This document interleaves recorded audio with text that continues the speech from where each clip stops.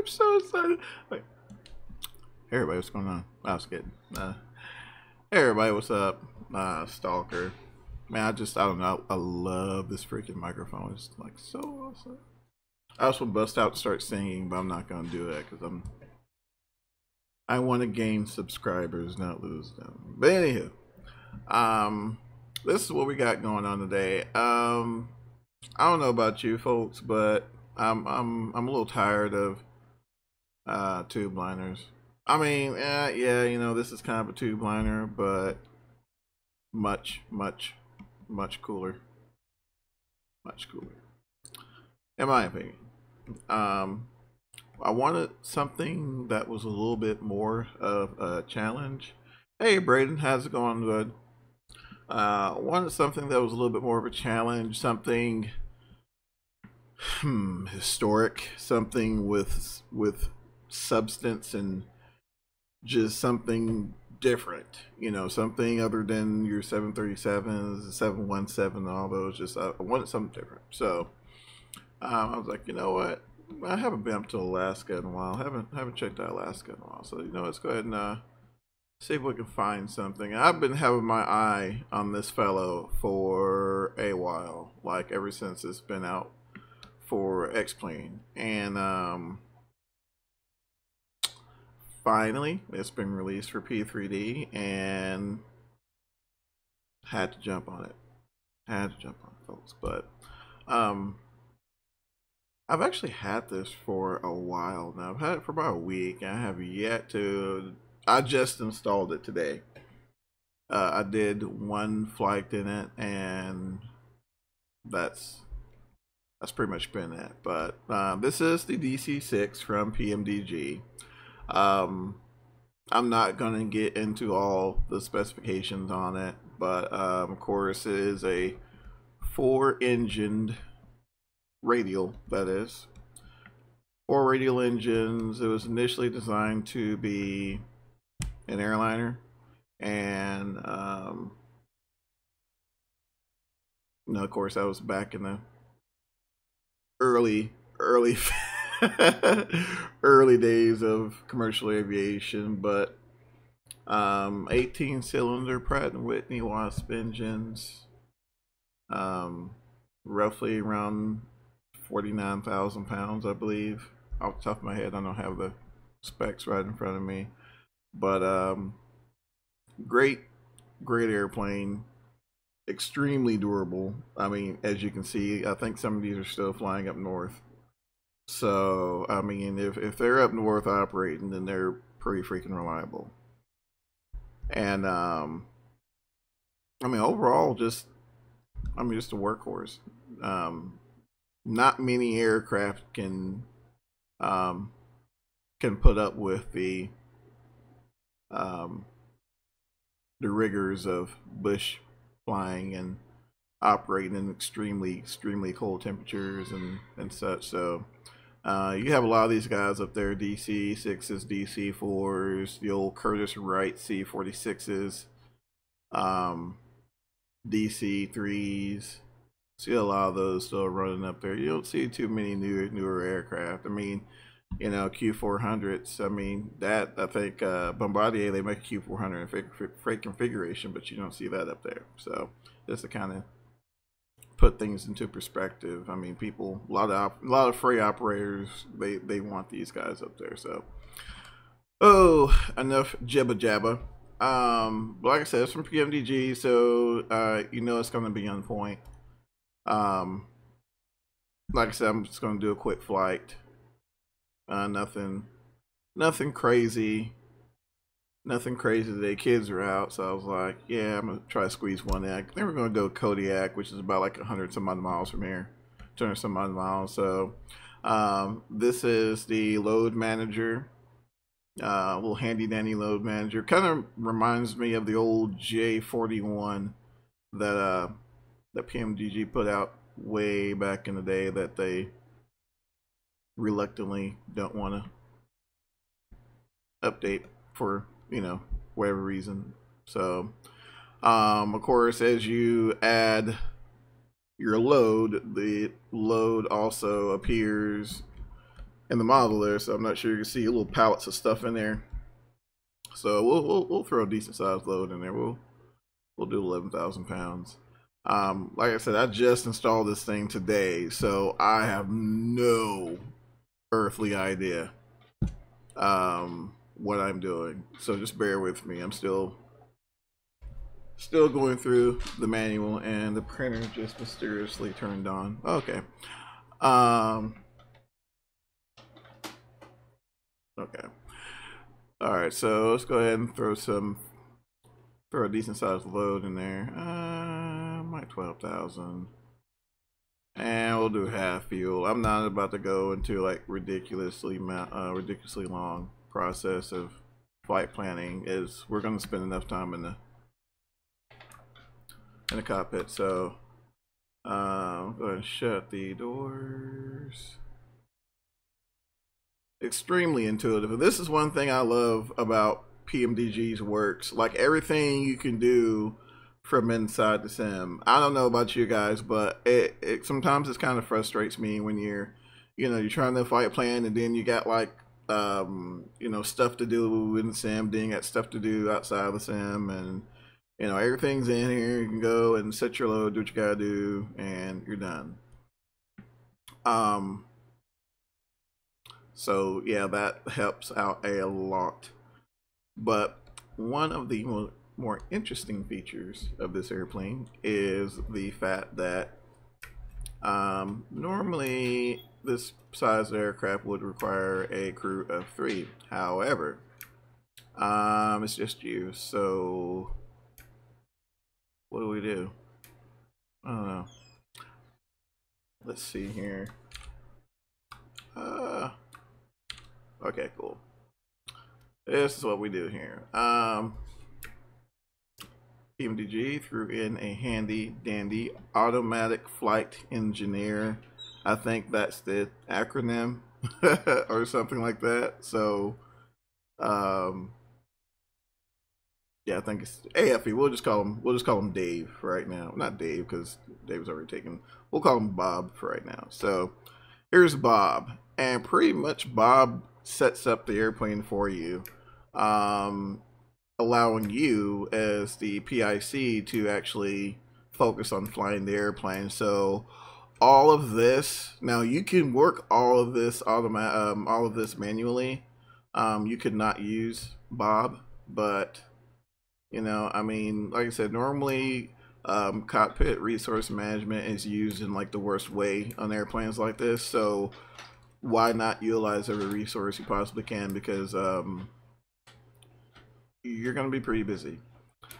So normally what I've been doing, like the past few times I've ran this guy, is I'll of course do a 4-start, which includes everything, and after start. Now I'm not 100% sure on this, but I believe during the cruise phase, the throttles are actually managed. Are you going to keep doing YouTube? I'll never. I don't know about the best, Braden. There are hundreds of awesome simmers and pilots out there. A lot of them I learned from. So, and I'll try to do what I can to pass on what little knowledge I gain from other people, and try to, if I can, do anything to help someone else's flight sim experience be a little better. That is what I will do. That's just the kind of guy I am. Nah, I'm just kidding. But thank you, sir. But yeah, so I mean, this airplane will keep you busy. There's no doubt about that. So, my opinion, use as much as you need to. Just bear in mind that I believe he does take over the throttle. So if you're in cruise phase and you want to manually intervene on the engines there, you will have to hit abort or I think hit the little off switch or whatever, and he'll go away for the time being.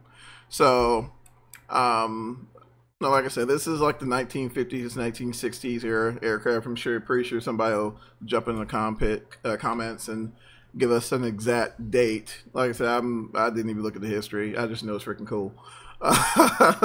So, um, lots of analog gauges here. Of course, you got your standard 6-pack. I'm not going to get into like a full first look or whatever, but just to kind of give you an idea of how something this old would operate in modern day.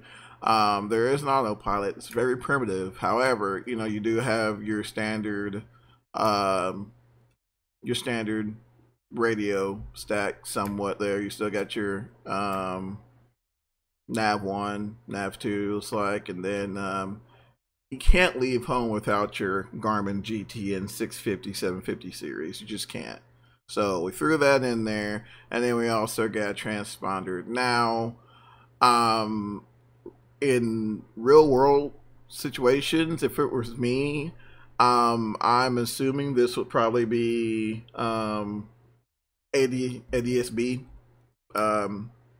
compliant at this point. So you'll probably swap that out for like a Garmin series or something like that. Garmin series, what am I trying to say? Transponder. And throw that in there for ADSB compliance.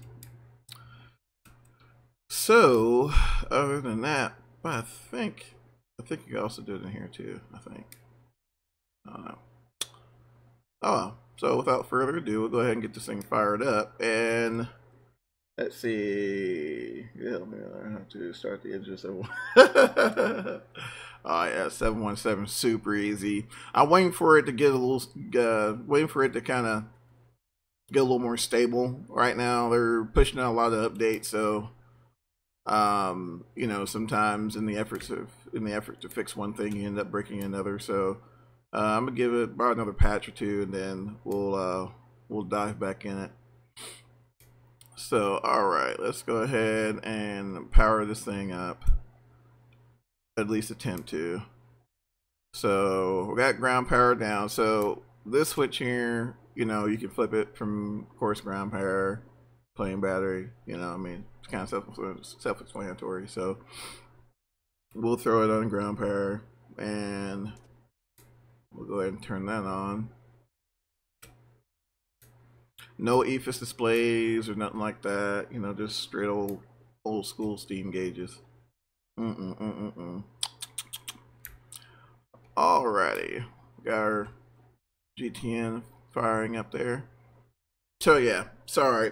This is my first time using the 650, so I didn't know if it still had the same feature set. But this does have built-in transponder, which would also take care of the ADSB compliance issue. So kudos to Garmin for packing all those features in a little small stack there. So yay.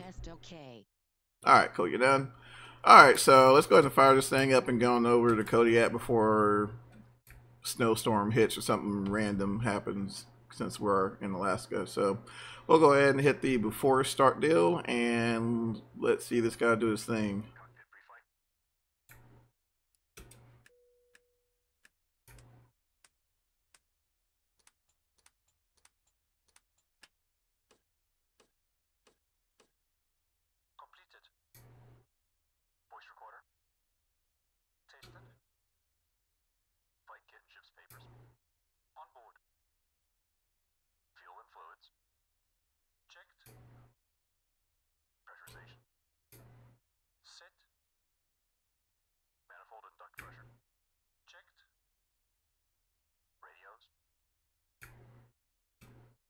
Doop, doop, doop.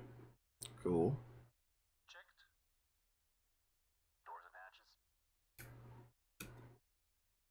I believe he'll close the doors as well.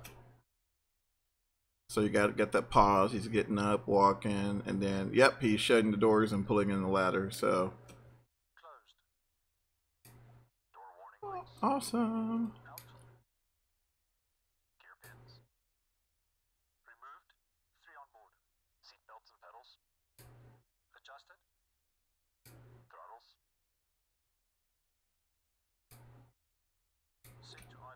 He's adjusting the throttles and getting those set up.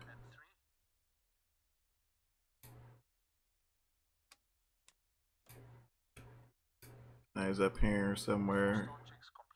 Okay. Alright, so he's waiting on us now. So at this point, what has happened, he pretty much went through the whole aircraft acceptance flow, as well as the before start flow. And so right now, he has, as the captain, he's left us into position to start through the number 3 engine. Since on this aircraft, the start sequence is number 3, number 4, number 2, number 1. So, as you can clearly see, well, you can't clearly see it because you don't know. Well, you know, some of you guys may have this already. But I was just like, oh man, that's pretty cool. But so he's already set the number 3 mixture to auto rich, which is part of the before start checks to start your engine. So he's already set us up to auto mixture down there. He's set the ignition to both, and he's also set the engine start selector switch to number 3. So at this point, we are ready to start the number 3 engine. So make sure rig set. Oh, that's good. Kind of go through a little mental flow here as well. Go ahead and double check, make sure beacon's on as well. All right, so we'll go ahead and make sure we're clear on the right. First officer says we'll clear on the right, and then now this is kind of weird. So what you do, you'll set your number 3 booster pump to low. You can kind of hear it there. And so you'll verify your number 3 boosters to low. Engine selector switch is on number 3. And what we'll do, we'll go ahead and initiate the start sequence. So we'll hit the start switch here. And as the engine starts turning, I believe it's like 15 turns according to the manual. Cool. All right, but we'll see in a bit.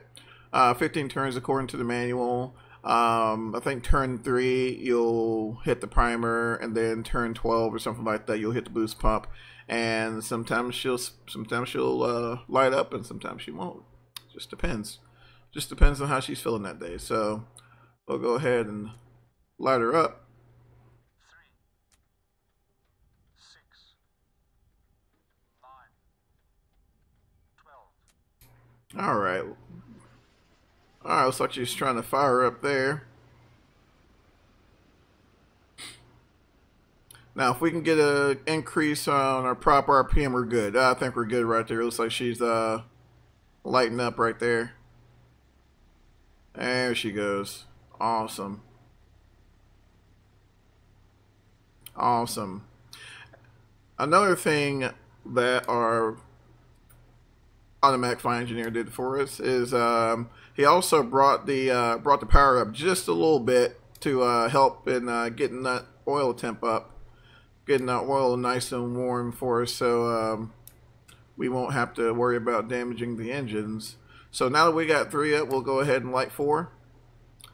So what we'll do here is move the armrest, of course, and bring up that number 4 mixture to auto rich. And just FYI, if you do decide to get this, you'll click it once and then you gotta right click it one more time, and that puts it in the auto rich. Don't ask me how I know. I fought with it for like 15 minutes. I'm gonna do why in the heck why in the heck does this thing not start? And yeah, it was why. So we'll go ahead and hit our ignition to the number 4. I mean to ignition to both.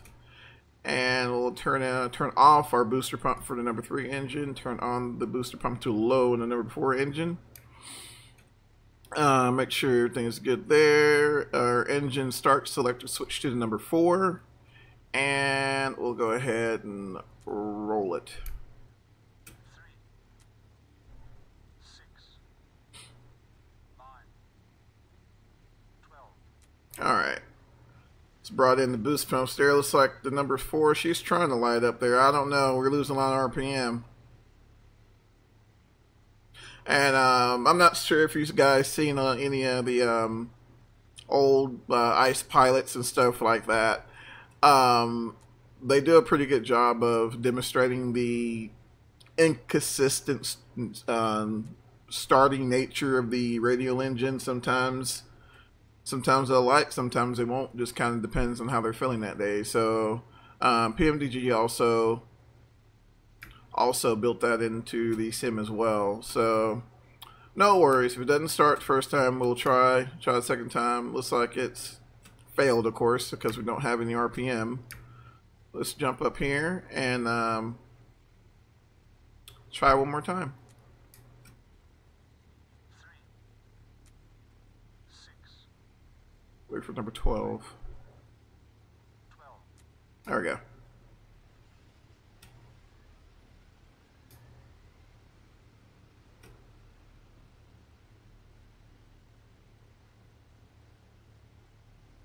There she goes.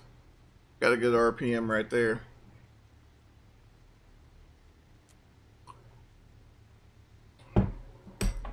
Whoops.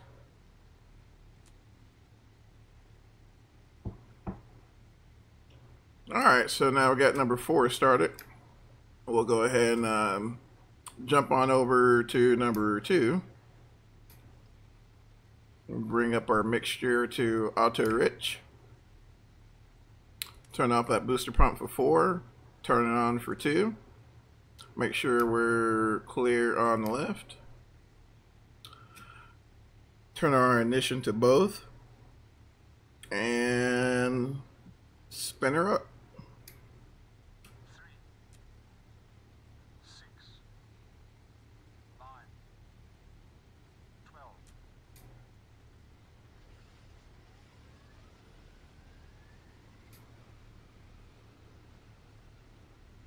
Come on. I don't think she's going to do it this time. Oh, no, there she goes. Okay, cool.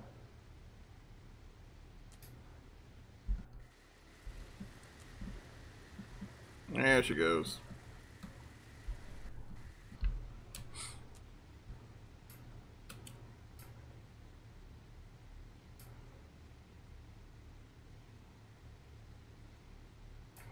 Alright, cool. Looks like we're good on 2. So we'll go ahead and get ready to start 1. Auto rich. Number 1 booster pump. 1. And ignition to both. And start. 3, 6, 9, 12. Hey, SM, how's it going, bud? Let's see if number 1 lights up. Hopefully she does. There she goes. Looks like we've got an RPM increase there.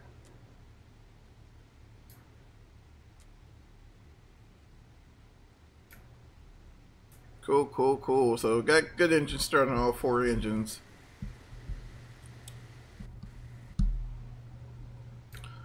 Alright, so at this point we'll go ahead and run our tell Bob here to run us give us the after start checklist. Selected boost pumps.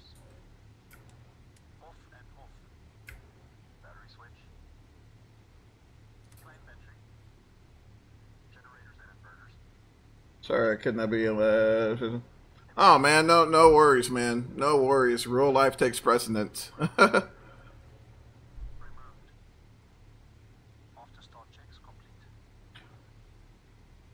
Alright, after start is done. Now, while we have the opportunity, we'll go ahead and dive into our the GPS, and we're just gonna do a direct to. Honestly, we're gonna be going over water, and yeah. So, like I said, if you guys don't have the GPN, I mean not GPN, yeah, no, the GTN 650 or the 750, grab it. I think right now, if you've already purchased the 650 or 750, you can snag the whole kit, the whole setup for like 19 bucks. So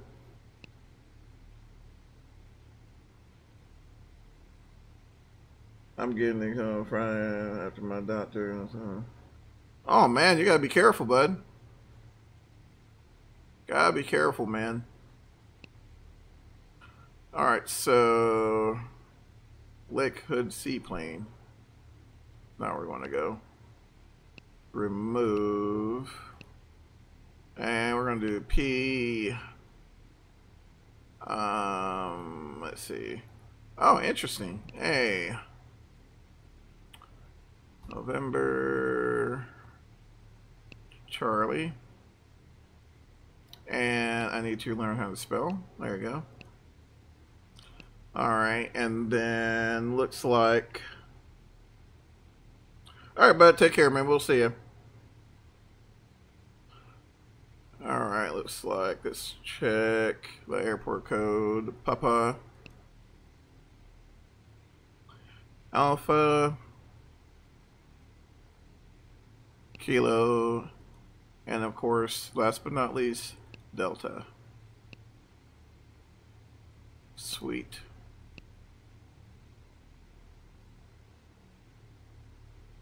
Awesome. So yeah, it's about 215 some odd miles. Let's go ahead and check on the ATIS.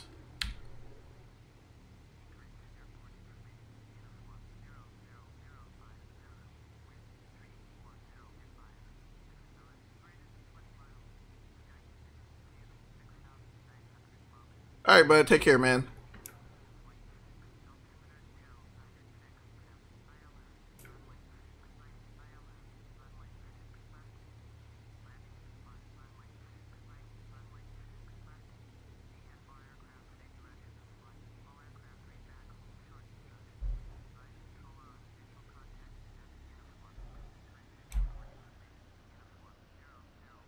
Go ahead and bring those engines down to idle.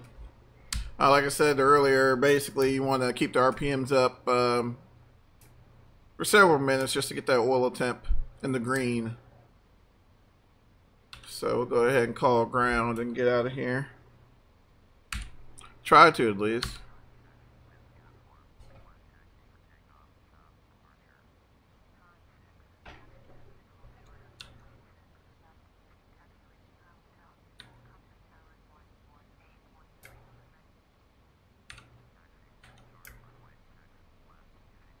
Alright, we'll go ahead and pull up that GPS. And this is, alright, looks like 2.5 is to our right, and 6 is, actually it's saying 7. Alright, cool.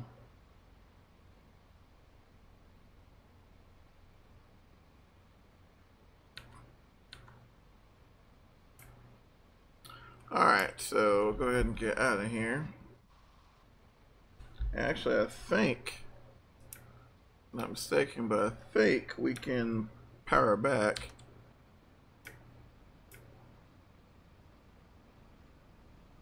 Hopefully I'm not going to break it.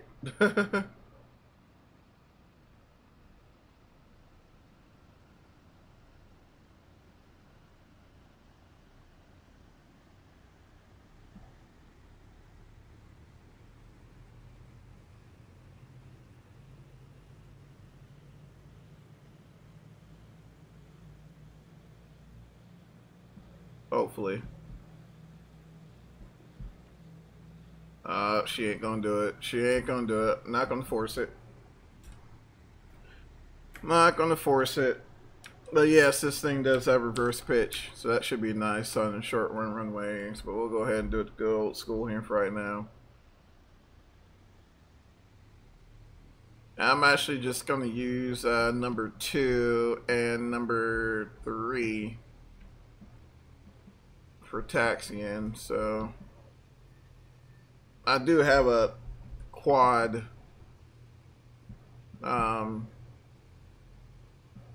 quad throttles, but yeah, rather not.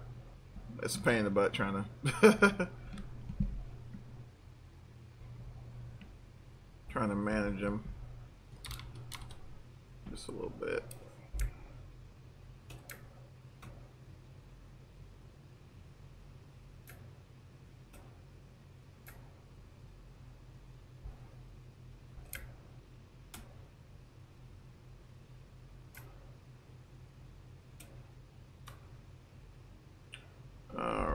so we'll go ahead and make this turn. And I'm sorry guys, I'm not looking at the chat, so if you're just jumping in, welcome. Welcome back for some.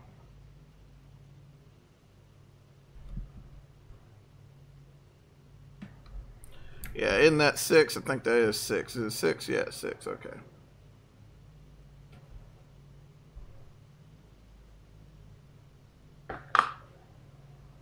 But yeah, I'm just using just 2 engines for taxiing.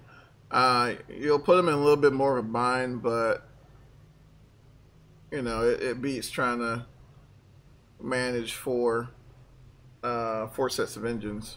Not 4 sets of engines, but you know, 4 engines.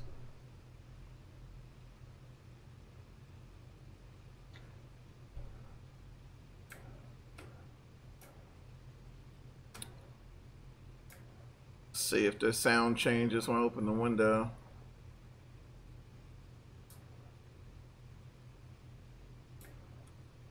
Nope. Nope, the sound does not change. But in PMDG's defense, I mean, you're probably using like a noise canceling headset or something, so you're not, I mean, you really won't hear too much of a difference anyway. I mean, you will, but it's just, yeah. Woo.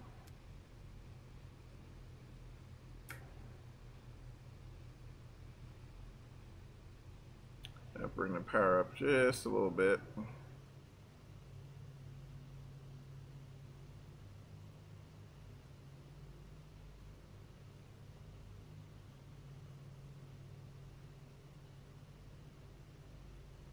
The only thing I have had trouble with is getting some performance numbers. I was looking for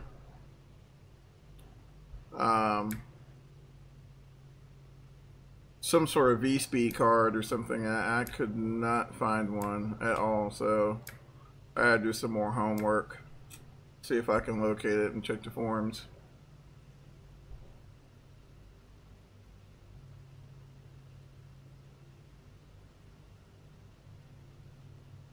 And also, just kind of FYI, I'm still running with this new microphone, so if I'm coming at you too loud or too low, just let me know on the comment section or on the chat, and I'll be more than happy to adjust it. Like I said, I had no intentions when I started this whole streaming deal to even worry about a microphone. I'm like, you know, heck, I mean, I have a microphone on my headset, but when you listen to yourself and you find that you sound like crap, I mean, I already sound like crap. I don't sound like have that radio voice or anything, but you know, when you get on there and you're out and you hear that you're almost inaudible, it's like, yeah, I'm going to have to do something. Going to have to do something.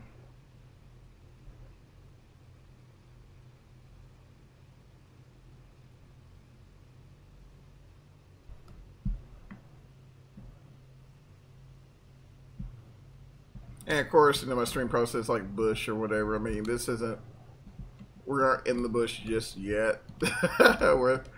we're in Anchorage, so. Oh, cool. What's up, man? Glad to have you back.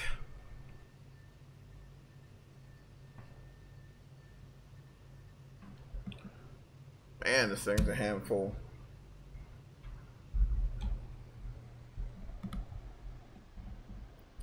This thing is a handful. Ugh. All right. Let's see. How do you do? No worry, bud. No worry, man. I'll be doing that here myself here in a little bit. All right. So we're gonna be heading south. All right, cool. So we'll probably do 9,000. I'm gonna try to do 9,000 and get us above that overcast, but I don't know. I took her up to 15,000 before. Thing turns like a cat. Yeah, it's beastly to say the least. She's a handful on the ground. Flies really well though. She's just a handful on the ground. All right, should be good to go. Hopefully. All right, let's go ahead and tell Bob here to get us ready for takeoff. So.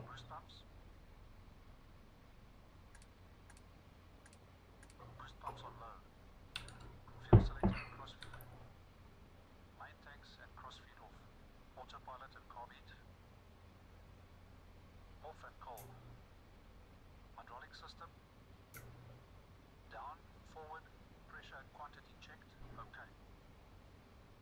Flaps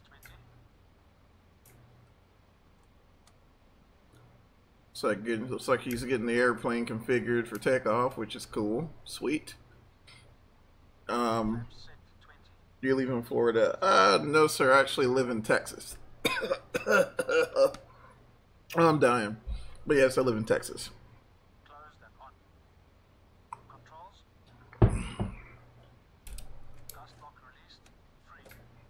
Alright, do a quick flight control check.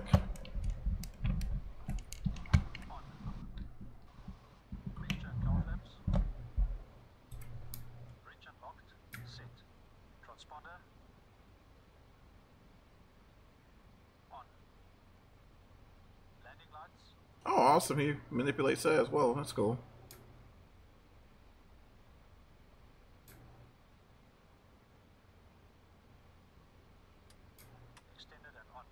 Cool. Before takeoff checks complete. Awesome. So sweet. He got the for takeoff check done. So I'm just kind of doing a quick scan. Looks like everything's set up. Of course, you'll probably have the seats down because he'll be getting ready to run these. I bet it's higher than there. That, sir, would be an understatement. It's pretty warm up. It's pretty warm up here. Not gonna lie. I mean, not in Alaska, but yeah, it's definitely been warm here lately. All right, let's go ahead and take off. Set my takeoff trim.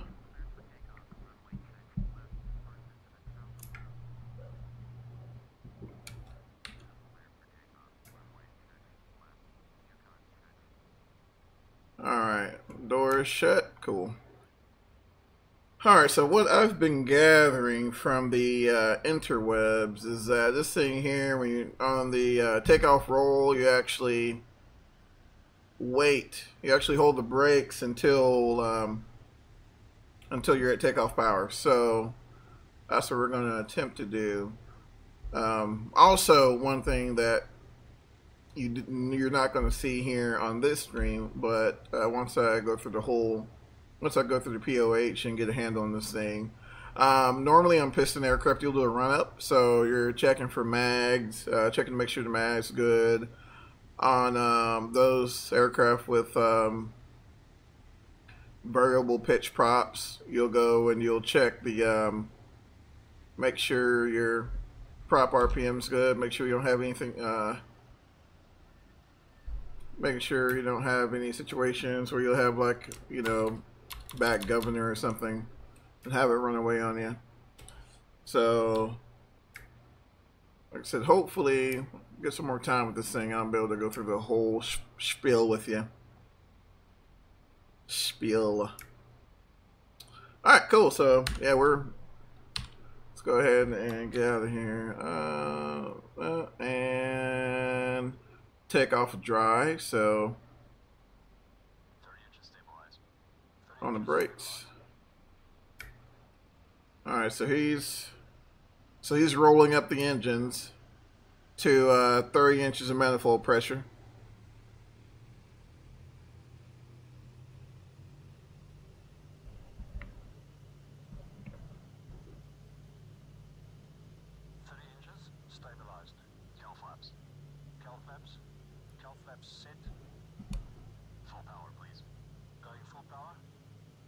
Alright, wait for full power. There she goes. Wait for full power.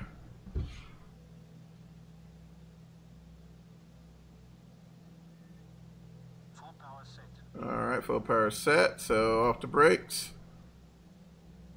Airspeed is alive.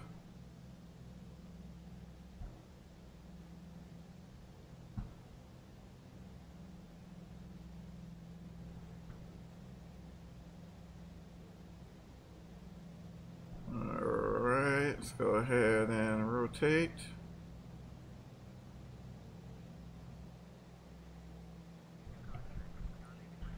Alright, positive rate. Alright, Cole's bringing the gear up.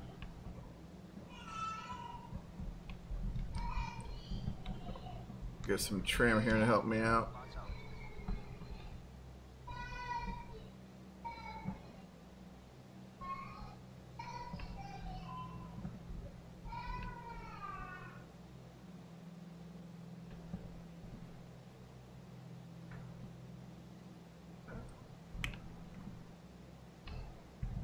I tell you what, she is not in a hurry at all. You go fly a jet and then you jump into something like this and it is... Yeah, she is not in a hurry. Alright, try to work on getting her flaps up here. Waiting for a minimum speed. Lower that pitch just a little bit. There she goes. Alright, looks like she's rolling the flaps up for us.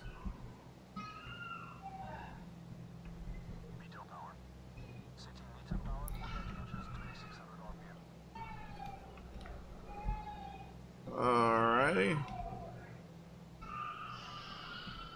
I'm actually going to make that turn.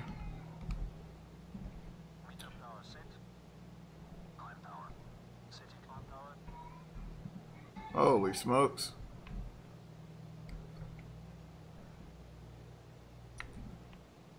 Try to keep my turn coordinator in the doghouse.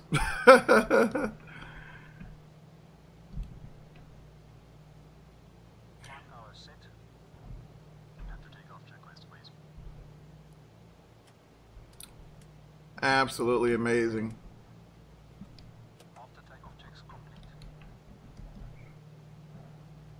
Alright, so yeah, we're looking for a turn south here, so I'm gonna make my way around. Bring this up. Hopefully it's a little easier for you to see.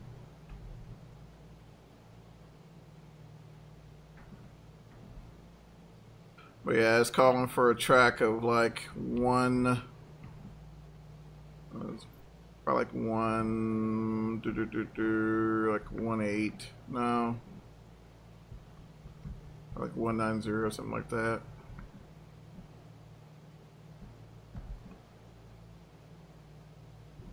And I should be scanning my 6-pack and I'm not.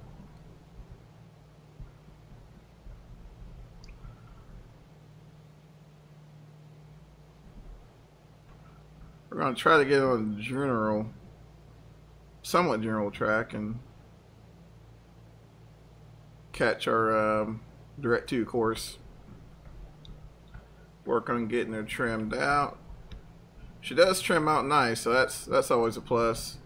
Like I said, I don't have any climb tables or anything, so I can't tell you what speed to pitch for or nothing. So I apologize, ladies and gentlemen. But like I said, hopefully once I'm definitely going to be digging into the POH tonight. I just installed it today, and I got everything set up.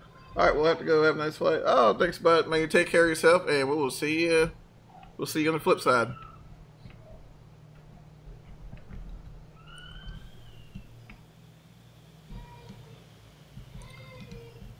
The old Northern Air cargo model.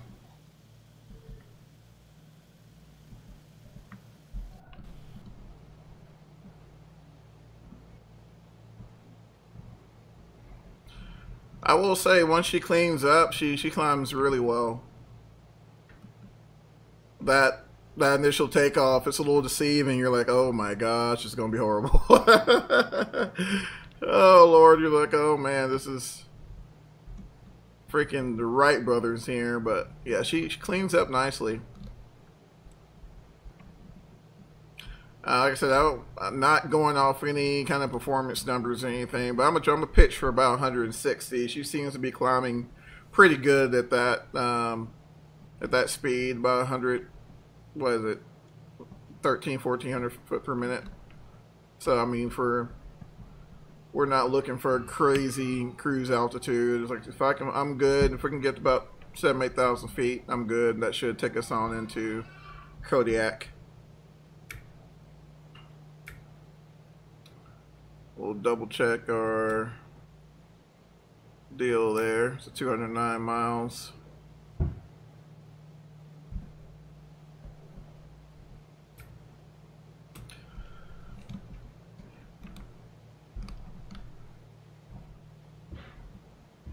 But like I said, I'm just hand flying her. No autopilot, no VNav, no flight management computer. Which I'm just gonna be real with you guys. That little doohickey right there far surpasses some flight management units. I'm just gonna be honest. Especially like the universals and stuff like that.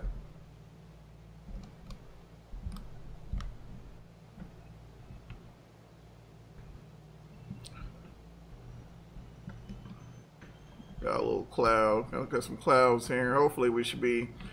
I think ADA says 6,900. So hopefully we'll punch through it pretty quick.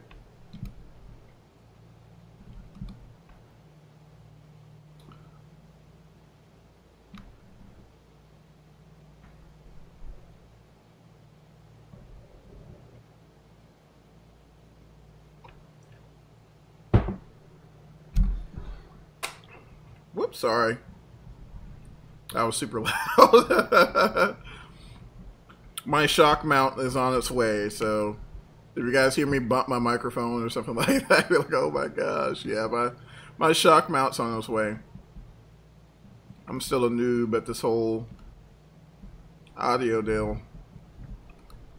Now I see some YouTubers, the whole green room and a green screen or whatever, and yeah, it's no.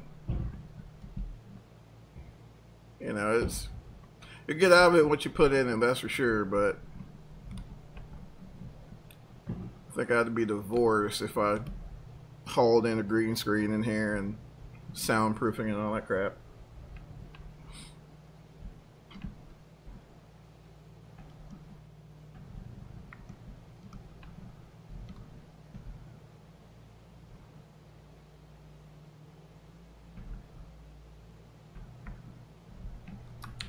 Let's see, make sure. I don't think I forgot any flows.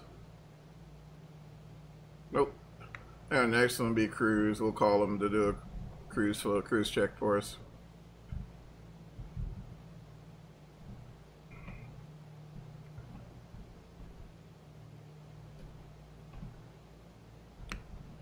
It's a little bumpy.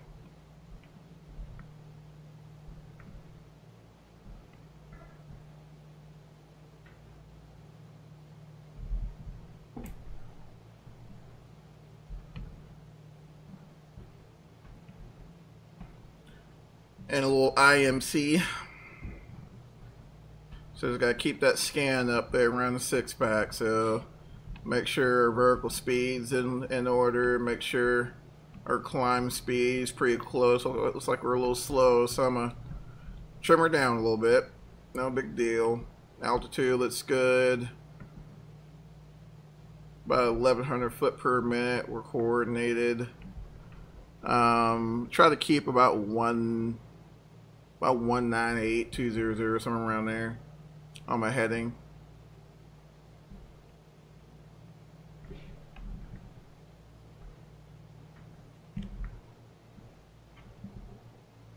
And then as we intercept our GPS course, I'm gonna start to kind of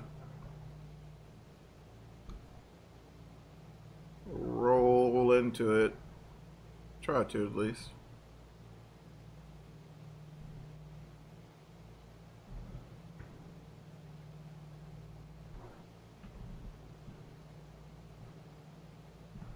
And it looks like these clouds are a little higher than what I initially anticipated. So I'm gonna level off about 11,000. And which the layer looks like it's transitioning to like a broken or scattered, so we should be fine. Alright, so I'm trying to level off there right at about 11,000. Or come up a little bit. Alright, so 11,000.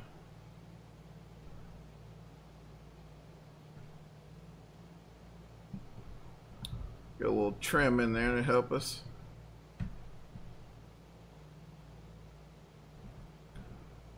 Alright, go ahead and tell Bob here, give us a cruise flow.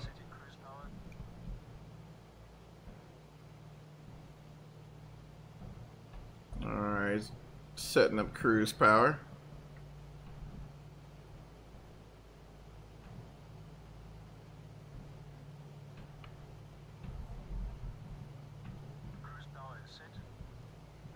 Oops.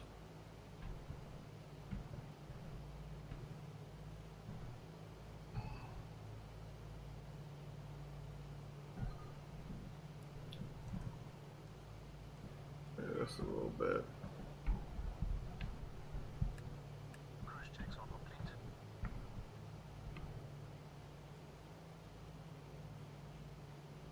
Alright, cool. Now what I'm going to do, I'm going to turn her off. And I'm going to set my own power setting there because it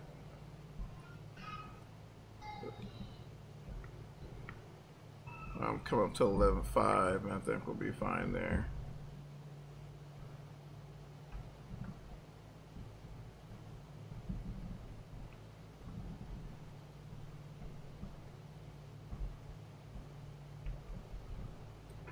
I'll get this thing trimmed.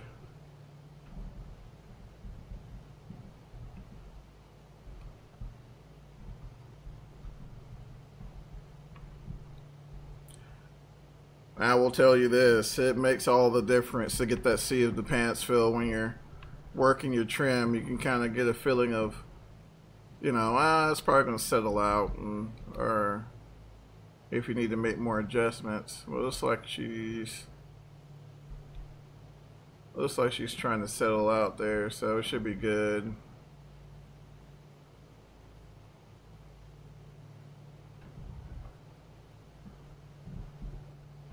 I think we should be good.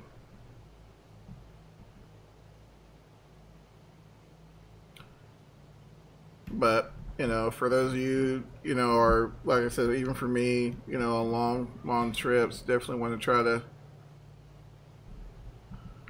use what you got to make the trip a little easier for you. So we'll go ahead and engage that clutch.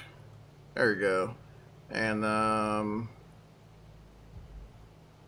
for autopilot, I think I'm supposed to do something else. Am I? Nope. So I can zoom in. Yep, this should be it. Alright, hold on. There we go. Now, gauge clutch. And this should work.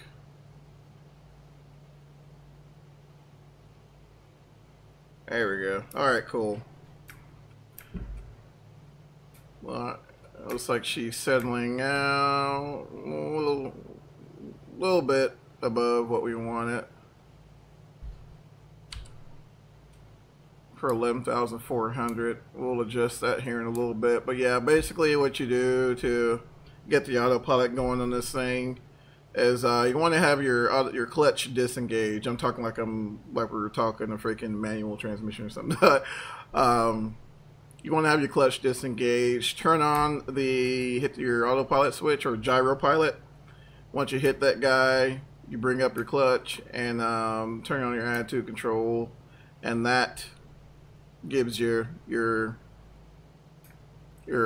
altitude hold capability.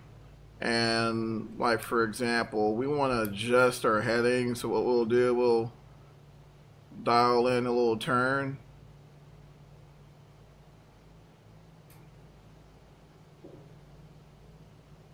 and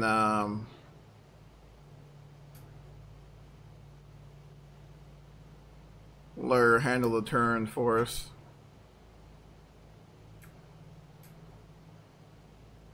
Looks like our ground speed is 207 knots, so not bad at all. Actually, I'm putting in a little bit more of a turn.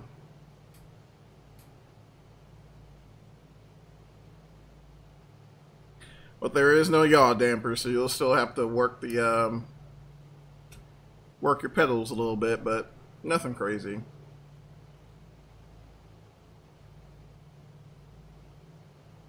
Alright.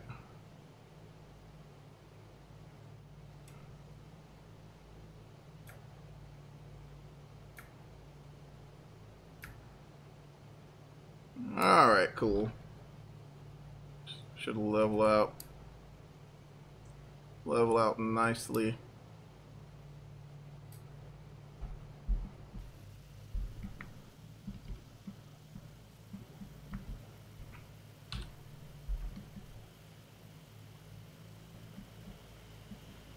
But yeah, just a really nice model. A really nice model. Got all the leakage coming over there.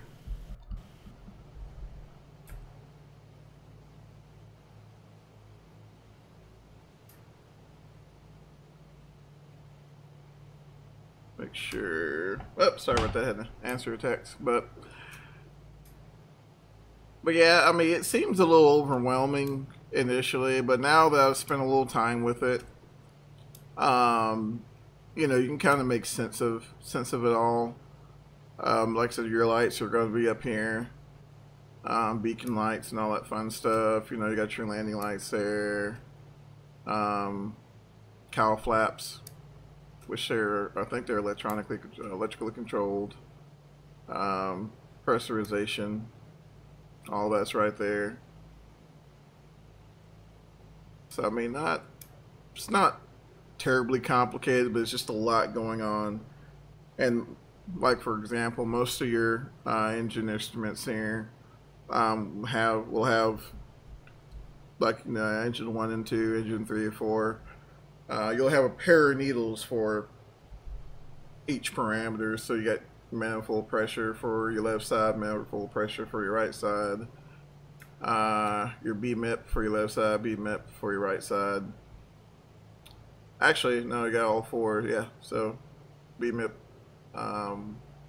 gauges are here, and basically BMIP is it's the measure of the pressure inside the combustion chamber, which gives you an indication of how much power the engine is putting out for, basically, for, you know, long story short, that's basically what it does. So let's see what else here. But I mean, just typically your typical run-of-the-mill engine gauges, acceptors, 4 of them. That to me seems like the only thing that would be different from, you know, other piston-driven aircraft. But you still got your oil pressure, oil temp, you know, your carbs, which you got to watch your carbs, which I think because you can't have carb icing on this aircraft. So as a matter of fact, let's go ahead and turn on my window, and where's the carb deicer?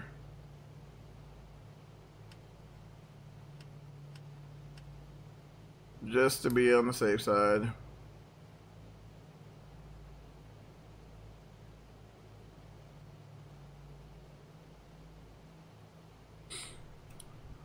just to be on the safe side.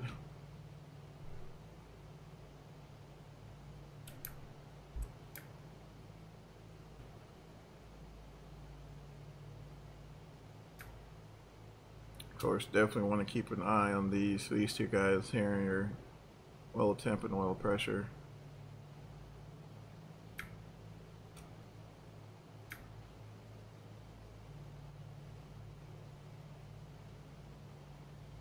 Had some difficulties catching 11.5, but she's holding on 11.6, so not quite PTS requirements, but I guess we'll have to do.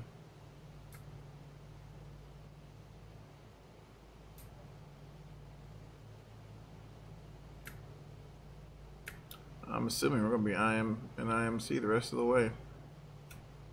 Go ahead and make that left turn.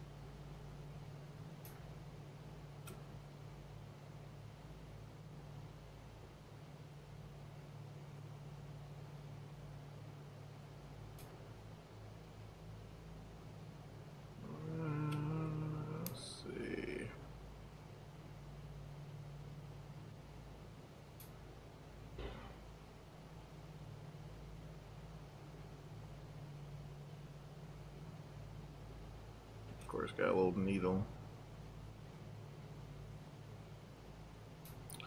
Our VR there to help us out, which is slave to the GPS.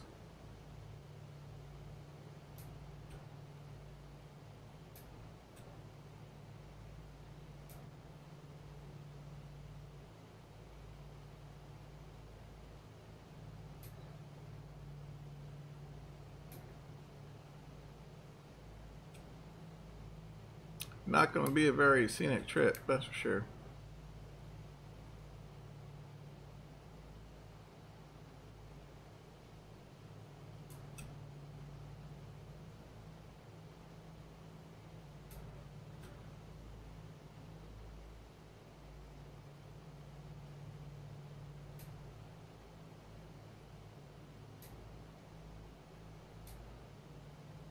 I think we got a little bit of a crosswind.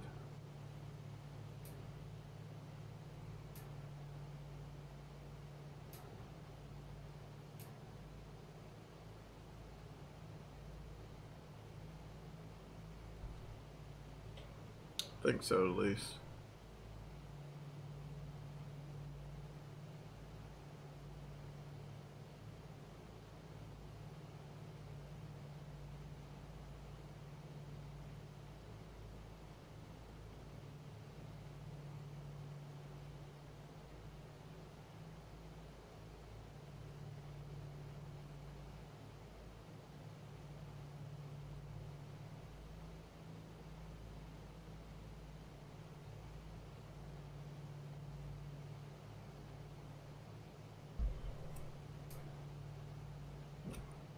Ooh, finally out of that. Holy smokes.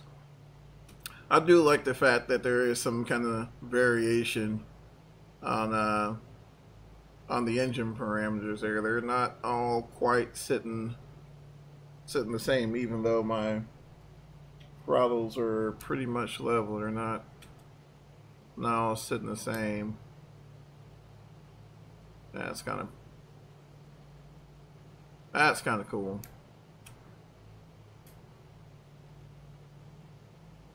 But yeah, I absolutely had to take a break. I know I've been running tube liners for, oh Lord, pretty much the majority of my streams, and it is kind of nice to kind of take a break from it from time to time.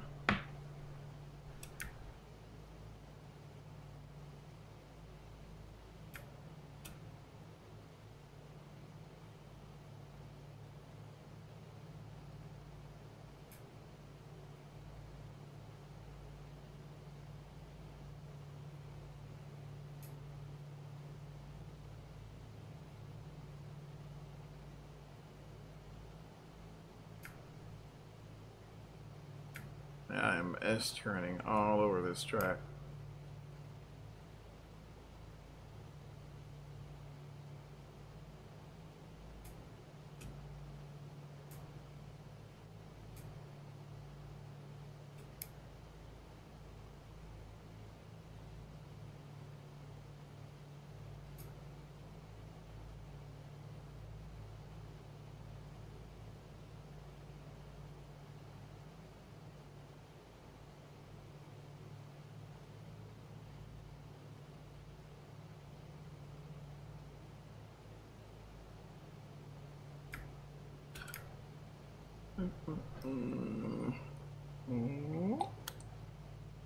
Oh man.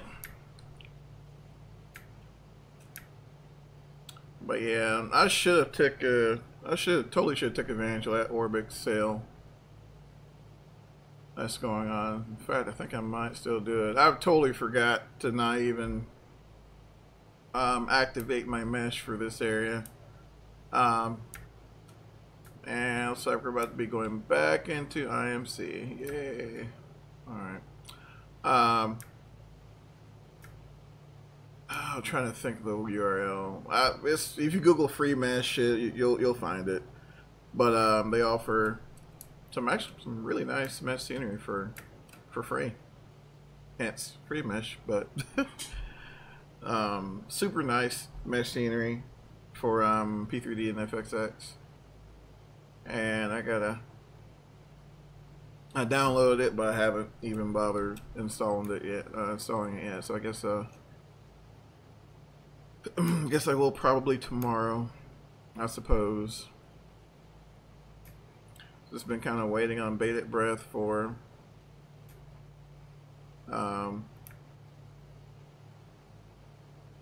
Airsoft to release an official service pack for the CRJ.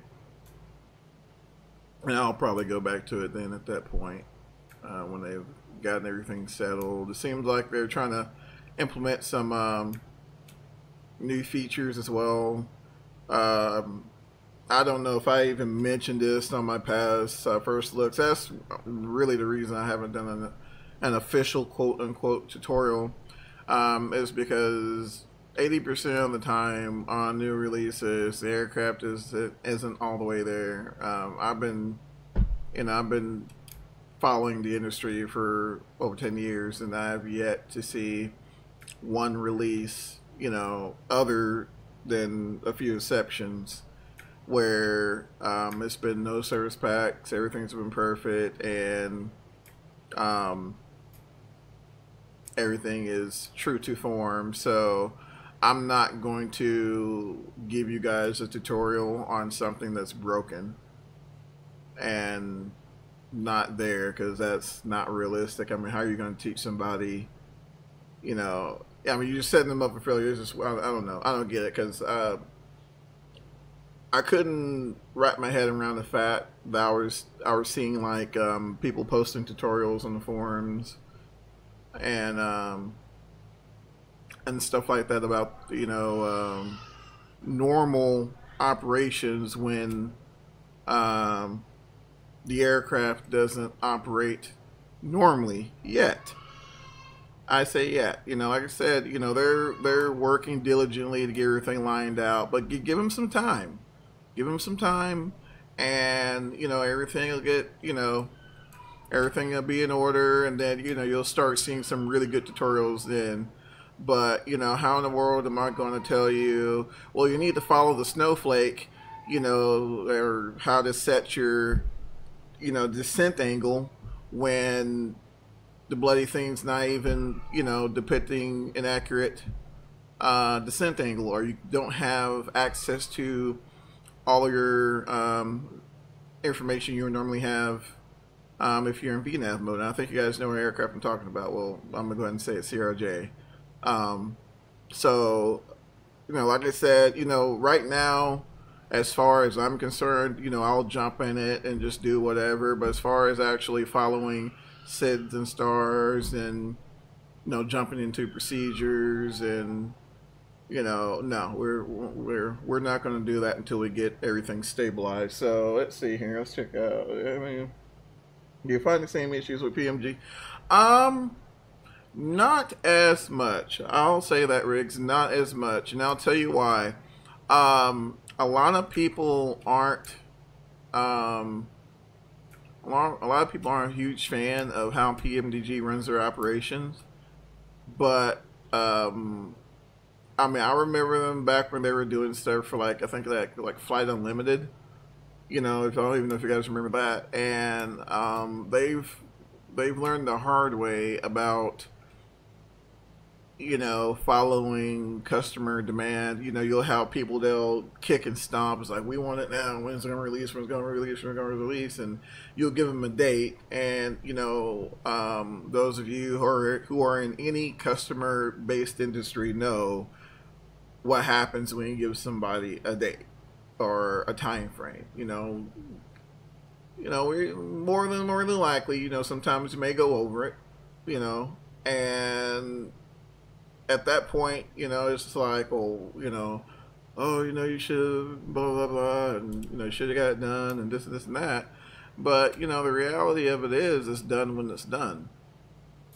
Now, I will say sometimes they get a little aggressive on the forums with it, but I mean, I can't fault them because when you've been doing it for as long as they have, people kicking and screaming for software, and you release it and something's wrong with it or it's broken, now they're pissed. So I find that their process is a little more streamlined, so you don't find as many blatant issues. Now, it might be something where a font is off, or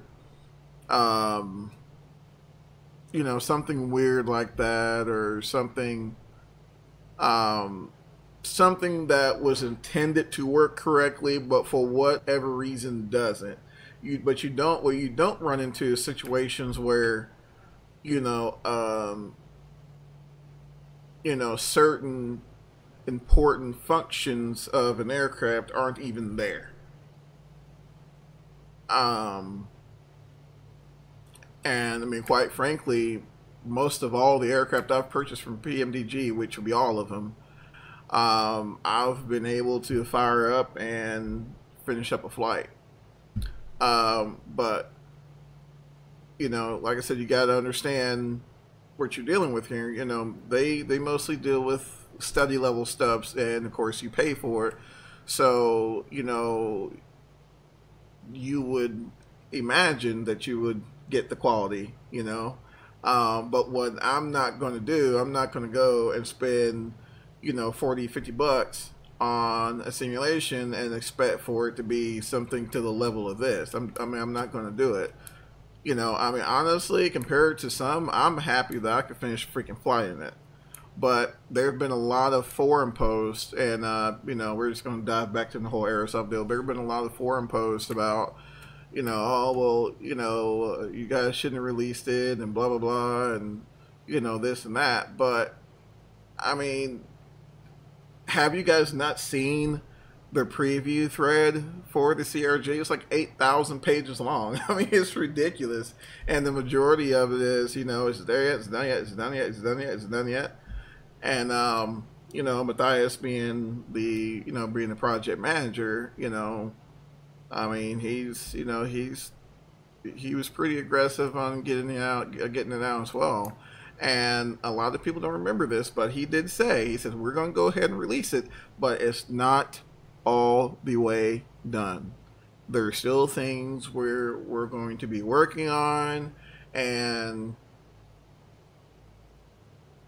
oh, what's going on, man? How's it going? But there are going to be some things that we're going to be working on and getting pushed out, you know, in a decent time frame. However, locked in from. Oh, cool. How's it going? Thank you. But you know, it's something that's going to be a work in progress. However, you know, you should be able to fire it up and, you know, knock out a flight in it. So, in my opinion, I'm like, cool. You know, that's a buy for me. I'll go ahead and buy it, and I'll be the first one to say that I've been waiting on a RJ for a while. So, but you know, I wasn't going to jump in and start doing first looks and tutorials and all that stuff because the plane's not done yet. You know, so I'm off my soapbox on that one. But back to the DC-6 and PMDG. Yeah, they're a pretty solid company.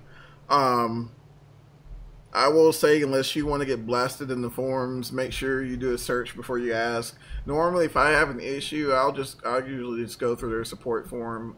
I mean, their support deal on their website and fill out a ticket, because I'm not a huge fan of foreign police. I'm sorry, but I don't want a 9-year-old kid telling me to. I don't know. It's just me. I'm Southern. I'm old school, and that's just how that's just how it is with me. But you know, I'll fill out a support ticket, and they're pretty good about getting back in touch with me. But yeah, as far as like issues on the level of how can I say this? You're not going to get the issues that we have with other companies with PMDG. You're just not going to get them. You're going to get, you know, patches and stuff like that, but nothing on the scale of what we've been seeing lately. So hopefully that, yeah. Oh, no worries. Yeah, hopefully that gives you a little insight on, you know, how they operate and how they roll. So it looks like we are 108 miles out, ground speed of 206 knots, so we are screaming in this old crusty DC-6. Man, this thing is crusty. Look at it. Got the oil coming off the sides there. Got its own little paint job. But, you know, I mean, all seriousness, this is history. And, you know, you can't be a fan of aviation and not look up when you see one of these things flying in real life, because they're so rare. And I mean, there's so much character, and just it's a very organic experience, you know, flying it in any kind of flight sim for that matter. And you know, I don't get that feeling often when I'm playing with something on flight sim. You know, it's like, oh, okay, cool, it's pretty good. You know, we kind of gauge it off how well it mimics, you know, systems in real world flight. But you know, when you have an airplane that has character and has substance, you know, it completely changes the level of immersion. And that was probably one of the real reasons I pulled the trigger on this thing. I'm not gonna lie, it's not cheap. It's like, you know, $70, but you know, for what you get, I mean, you'll put thousands of hours on this thing, because you know, most of the functions that we've done today have been done using the automatic flight engineer, whatever you want to call them. So you know, we haven't had the opportunity to fully bring the airplane up from a cold state and fully operate a flight. Now, trying to do the same task that freaking 3 people do, good luck. But you know, I mean, it can be done. So, you know, it's just a little kind of personal challenge I've seen a lot of simmers try to do in this thing, because it's a lot going on. I'm not going to lie to you. It's just, you know, like most of your pumps, I think this thing has like 8 tanks on it somewhere, if I can find it. Yeah, it has like 8 tanks. Yeah. So right now our virtual engineer is managing the movement of fuel in order to maintain consistent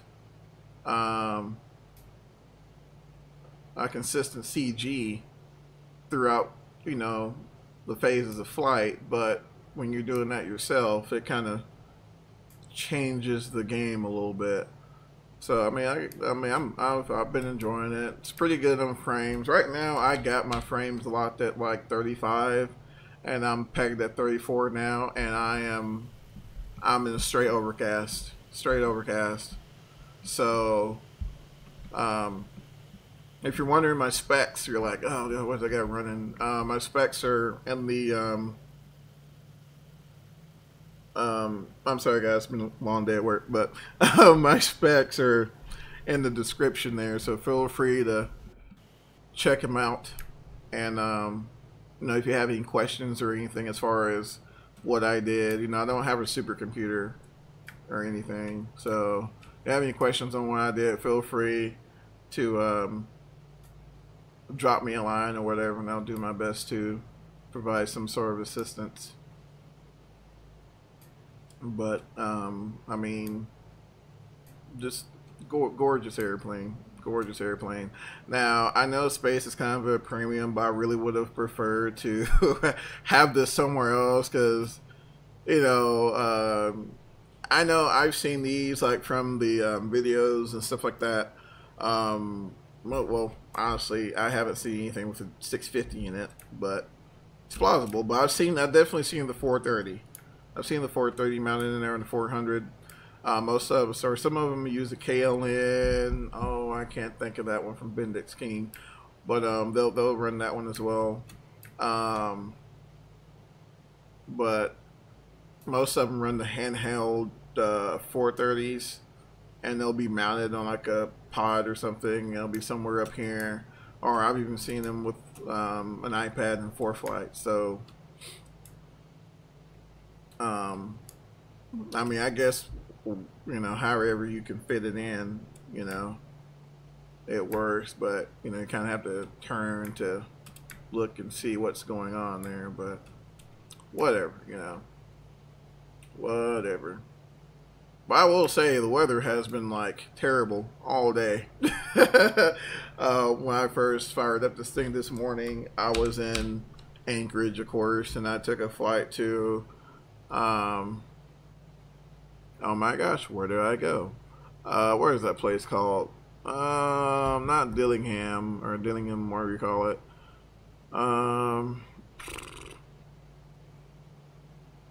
My mind went blank just that quick. Well, gee, Stalker, where did you go? I don't know. King Salmon. There you go.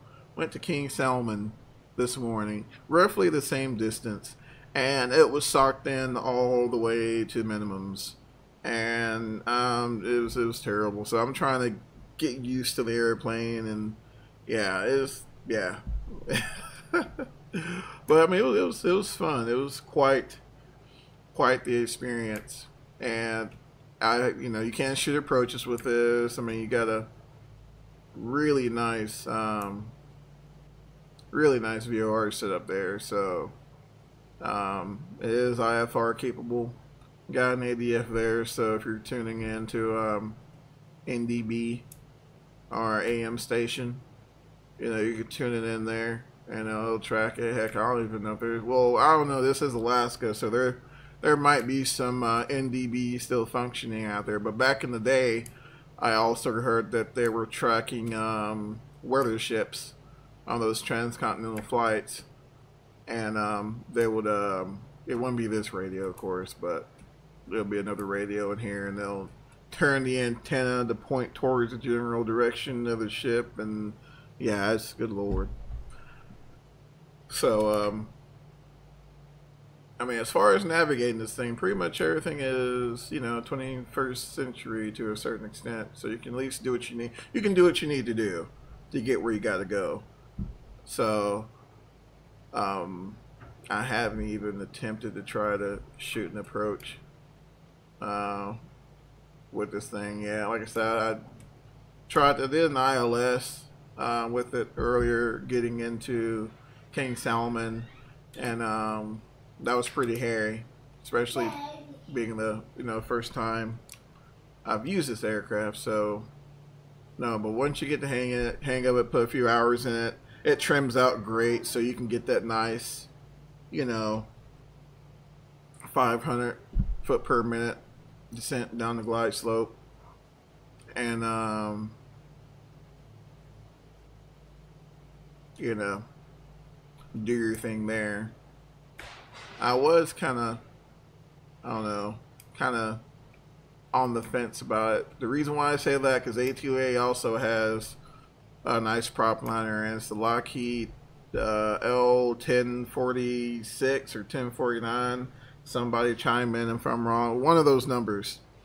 And the Constellation. And it's a nice airplane, not gonna lie. Honestly, they do have a virtual flight engineer, and in my opinion, it's probably a little more intuitive than PMDG's virtual flight engineer. And I say that because they've made him more human-like, I guess you can say. I don't know who does the coding at A2A, but they do a really good job of just, you know, borderline AI type deal, and that's on their AccuField setup. That's all their stuff they do. All the stuff they do, I've noticed nothing but excellent code work in their software. But to me, watching the videos, the flight engineer, you know, you can kind of hear him mumbling flows to himself and stuff like that. It was awesome. But I'm not a big prop liner passenger type person. I mean, I like prop liners, but I like something like this, to where, you know, you're hauling freight or you're in the jungles or something like that or whatever. You know, I'll do that, but I'm not a big, you know, passenger type, you know, prop liner person. So I decided to pass on that and pick this one up. But there's also another one from Just Flight. This one isn't as expensive, but it is a huge, has a huge presence in the Northwest Territories in Alaska, and that's the Credit C-46 from Just Flight. That was released not too long ago, and man, we've been moving. That was released not too long ago, and it looks pretty good, but I'm probably going to hold off on that. Reason why I say that is I was looking through a few forum posts, and people have been complaining about the inconsistencies with the flight dynamics, so we're going to hold off. We're going to hold off. Apparently there's a huge, woohoo, there's a huge C-46 following.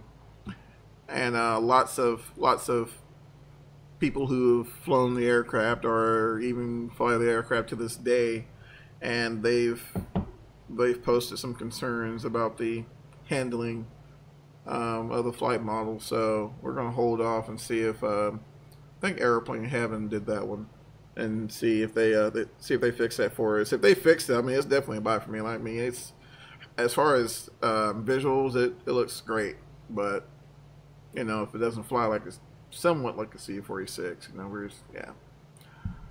And I've never been in a C-46 to tell you, so we're gonna hold off on that. But right now, it's like we are about 60 miles out, so I'm gonna wait till about 50, about 50, 55 miles out, and then I'll start my descent. We're only at like 11.5, 11.6. And because I would like to do I'd like to cross the field before, and see how it looks down there, because I've never been to this field before, so I'd like to see if I can cross midfield and check it out and see what it looks like before we land. Heck, I don't even know if we can fit a DC-6 in there, but we're gonna fit one in there today. So should be fun. Should be fun. It wouldn't be bush flying if it wasn't sunning, would it? I don't think so. Don't think so. How are we looking? I'll tell you what, man, this 650 and the whole GTN series is just a freaking bee's knees. Garmin, their carb GPSs suck. They're terrible. Their carb GPSs are terrible. But you know, it's almost as if they're like on the verge of just completely closing up their automotive department and just focusing everything on their aviation side, because even during training, like I was raised on the 430. Oh, what was it? There was another one that I used a little bit, but it was horrible. It was like the little dot matrix display. It wasn't a Loran setup, but it was like a little dot matrix display. And what was it? Now I gotta find it. Hold on. And then I'm gonna find this, and then we're gonna start our descent. That's it. The KLN 94. No. It was the 94 and the 90B. And yeah. The 94 is not that bad, but the 90B, yeah. A lot of times I'll use it to give me like an ETA or rough ETA or something like that. But yeah. Alrighty, so let's see where we're at 59 miles out. So let's see. I think we gotta tell this guy to get this thing ready for cruise descent. Yep. So 26 inches, please. Setting 26 inches. go ahead and get set up for a descent. And 6 inches set. I'm going to assume control. Meters and flight instruments. Cross-checked. Seatbelt signs on. On. Engine blower is low. Low. Descent checks are complete. See if we can get some kind of ATIS, and we can't. Oh my gosh, hold on. Nope. Port Williams. Do you guys have any kind of weather? Nope. Of course not. Why would you have weather? I have no idea how low these ceilings are.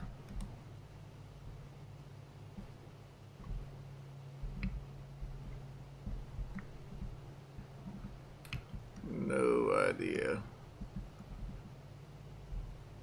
And normally at this point, I would we would have had some sort of weather reporting. We would have looked up weather reporting stations before we even left that are within, you know, at least, you know, 25, 50 miles to kind of give you a rough guesstimate of what's going on with that weather here.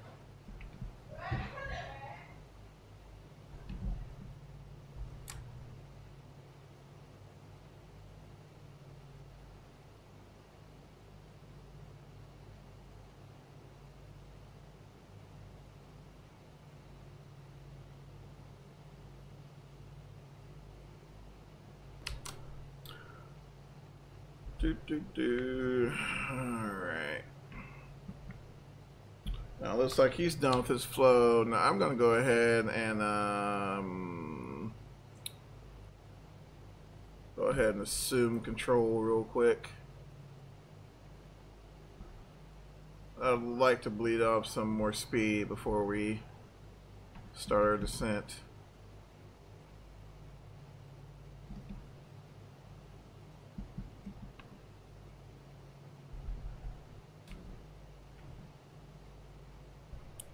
It's about 50 miles out now.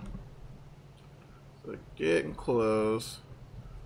And go ahead and start coming down about 500 foot to 1,000 per minute. So I definitely got some homework tonight. I got to find some performance figures for this thing, because I'm going to tell you, flying this thing without, you know, some sort of performance, with any performance numbers, is like flying blind, and you have no idea what climb speeds or anything like that. And you can't really say, well, I'll just fly by the seat of my pants, because, yeah, you're not,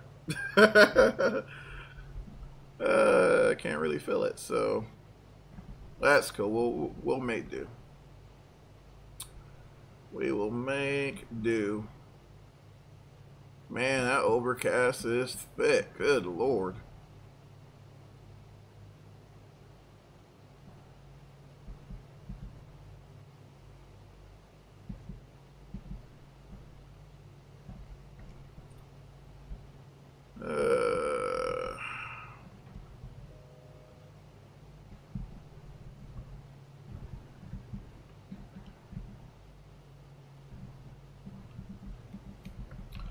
Alright, let's check and see. Maybe we're a little close. This Katoy Bay. Nope. No ATIS there. We need some sort of reporting station. I really want to know the ceiling.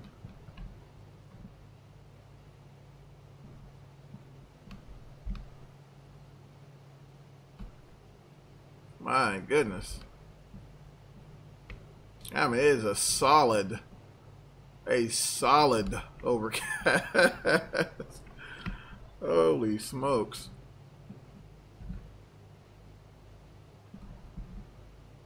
Now, honestly, I'm kind of holding off on my descent because I don't know.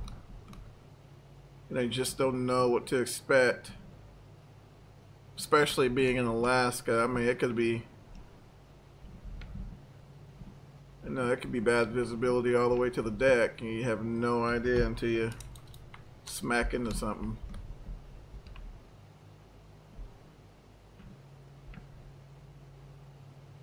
So definitely don't want to take any chances, that's for sure. So I am going to descend. I'm going to go ahead and line up about 9,000 and circle the field and try to get some sort of ATIS or AWAS or ASCA something.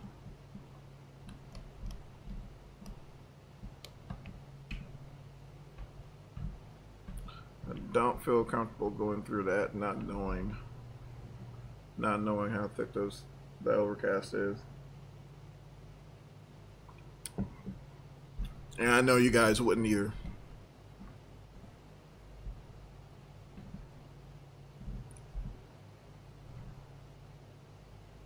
Alrighty, coming out at another 5, looking for 9,000. I will say this, she is a slick airplane. She does not want to slow down for anything. But I'm sure there's some, there is even an idle, there's some static thrust that's being produced and, oh wow. And,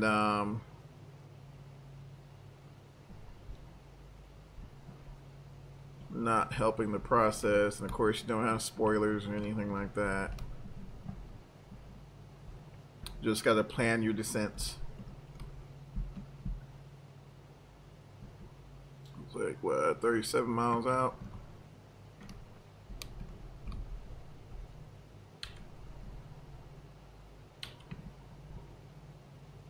And honestly, in hindsight, I think what we probably should have done, and I know some of you guys are going to be like, you think? Was grabbing the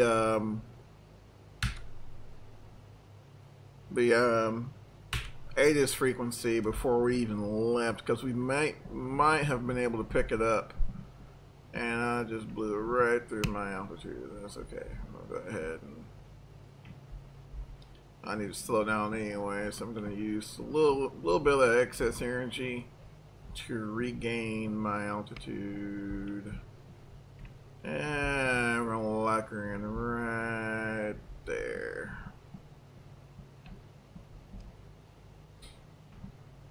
But yeah, we probably would have been able to pick it up by now, and we would have been a little more prepared. Just saying.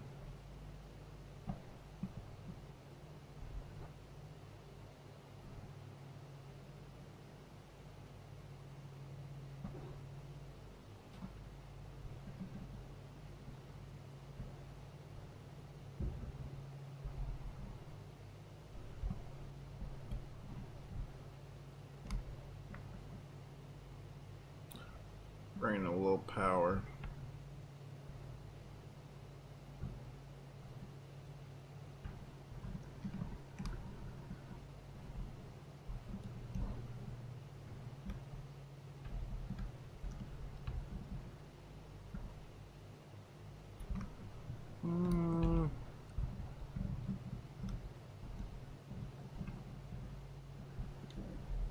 I don't know, Alaska just seems like one of those states that's just like gray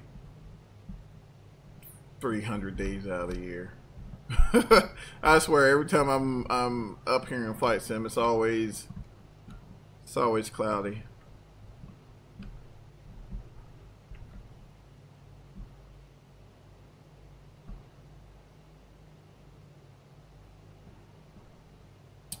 Alrighty, I'm just gonna focus on flying the airplane. Worry about aviating first, and then we'll try to navigate.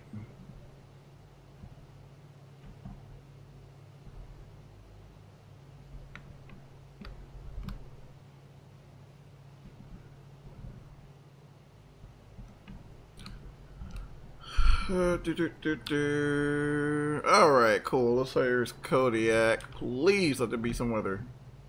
No. I think I have a break in the clouds, though. I think. And we might have to shoot for that. Yep, I think we got a break in the clouds. We might be alright.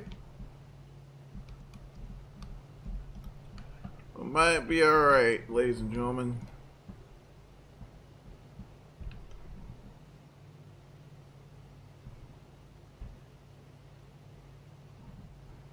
Kodiak, Papa Alpha, Delta, Quebec. That's number 8. Cool, there we go.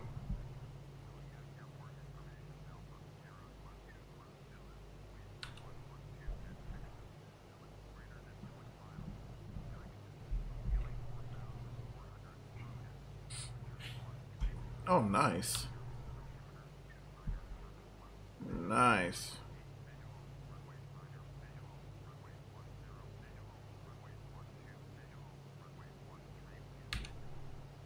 Nice. Oh shit, we're still 29 miles out. Okay.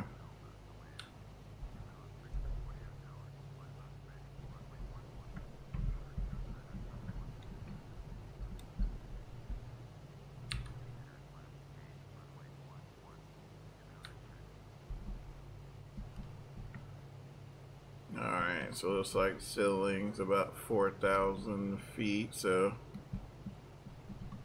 man, we needed that. I'm not gonna lie to you. We totally needed that.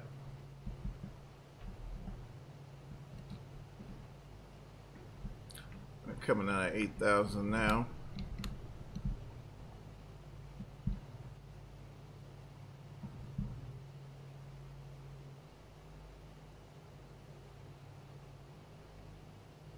And I guess we'll go ahead and run our in-range checklist.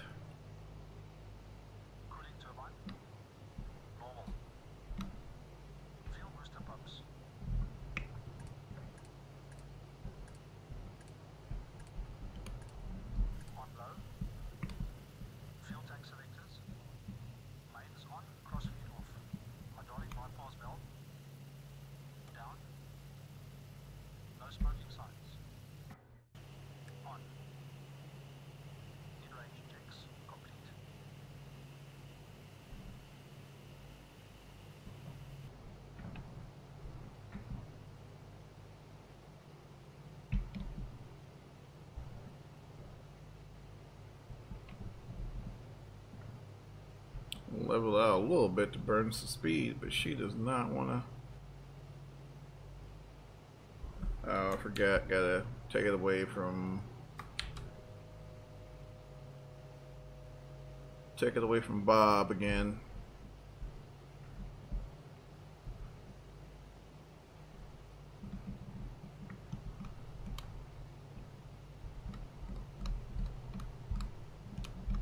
One of these days, I'd like to see what this guy does on 2 engines. Be pretty cool. Alright, gonna head through this soup here now. According to our latest weather, we should come out of the clouds about 4,400 feet, but that remains to be seen.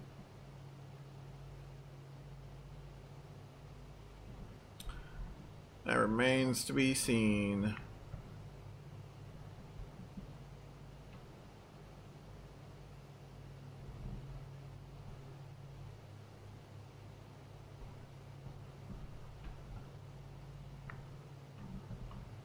I'm watching my manifold pressure on my #1 engine.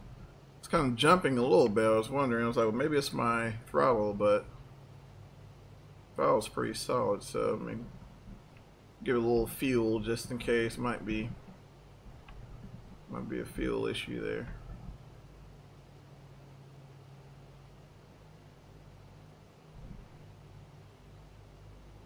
I'm coming through the clouds now, so staring down there, 6-pack, and trying to do fairly decent scan.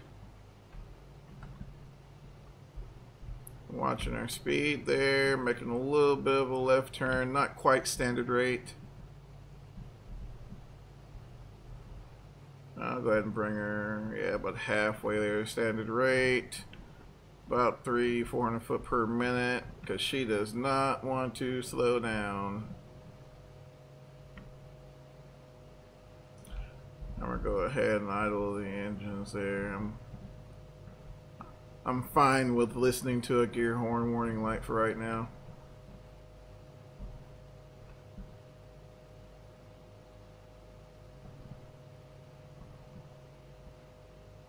Watch that vertical speed, about 1,400 foot per minute.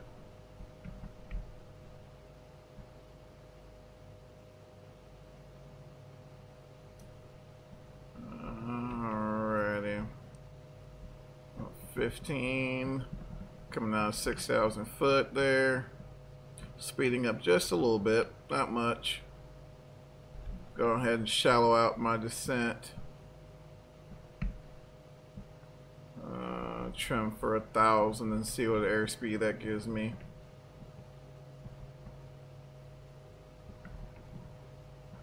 Alright, check my attitude. Attitude looks good. Padding's where I want it. Turn coordinator looks good. Going back up to my altitude. Watching that vertical speed. I'll give a little more trim. Not too much there. Alright, now she's slowing down. There we go. That's what we wanted. That's what we wanted. Coming out 5,000 foot. 1,000 foot to go there. Should be coming out. Should be getting under that low ceiling. Alrighty. Things looking good. Picture about 1,000 foot per minute. And that's giving us 160 knots. So that's manageable. That's definitely manageable. Alright, and we're out of the clouds there. A little turbulence, no big deal though. Yeah, I'm about to pull up a better view of my GPS.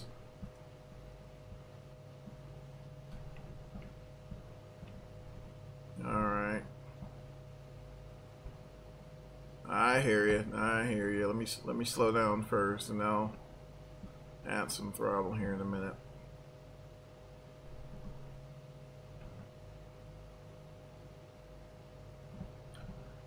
Alright, get rid of that guy. I don't need you anymore. I should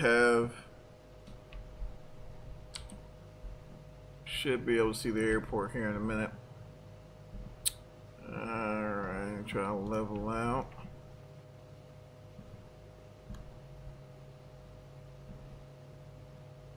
Add a little power.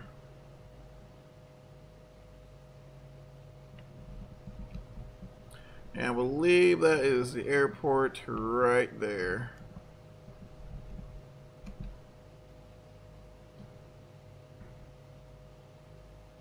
And we got some terrain around it, so it's going to be interesting. My gosh, a lot of terrain around it. Alrighty. Yeah, just FYI, I've never been to this airport before, so we're going to be winging it.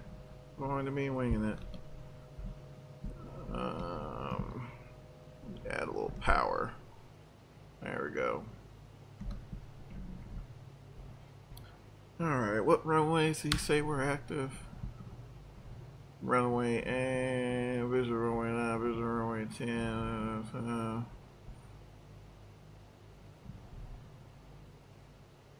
Runway 11. No,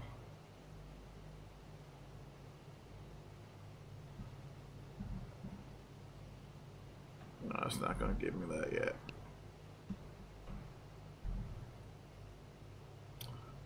Okay, I don't need you right now.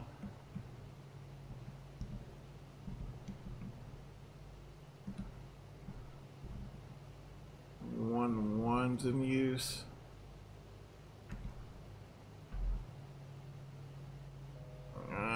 Go ahead and slow down. I might have to S-turn this one.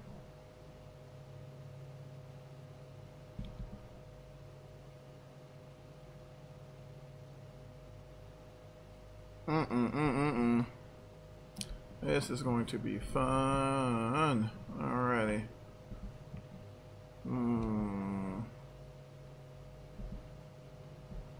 Okay. Alrighty. Okay. There we got it. There we got it. Add a little power. Not too much though.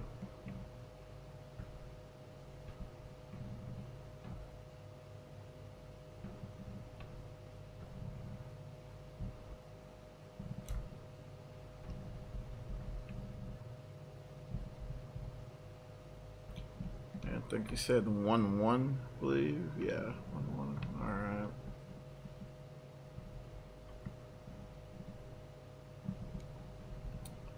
Alright, let's go ahead and get this thing ready. So, down the air range, so before landing. Setting flaps 20.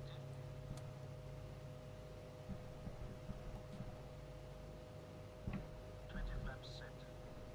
Mixtures rich, please. Auto rich. Mixtures set. Gear up and down, please. Gear up and down.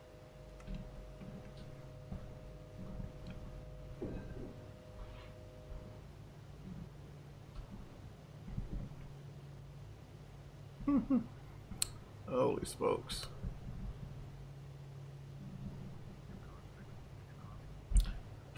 Yep, we got it. Gear down and lock. 3 rings. Props. 2400 RPM. Alright. We're going to try to make this turn, folks. I don't know how this is going to turn out, so. 2400 RPM set. Cal flaps. Plus 3 degrees. Cal flaps set. ADI. Alright. ADI off. Kick over the rudder. Railing lights. Speed good. Extending lights. Lights extended and on. Trim the crap out of this thing. Set cold. Before landing checks. My goodness. Crank her over.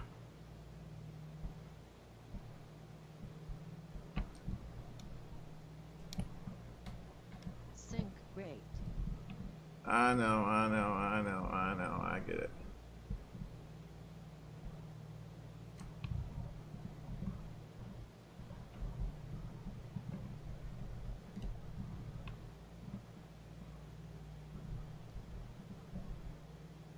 Oh my gosh, is this Kodiak? Yes sir, it is. It is.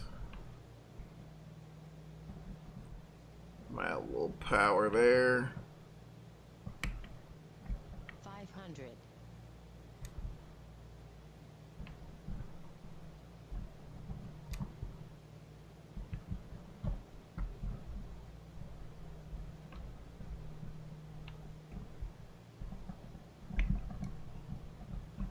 Kick that rudder over a little bit.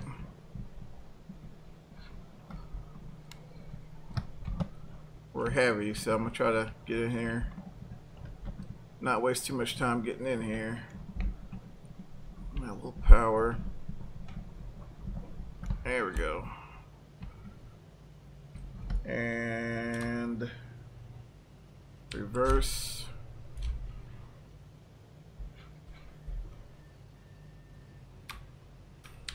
There we go.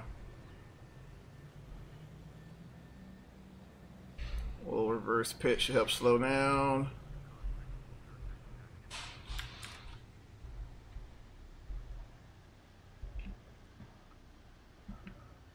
Whew. Wow.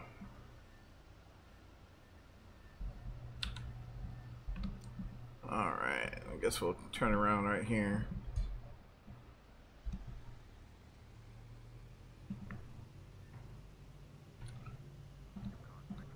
Holy smokes.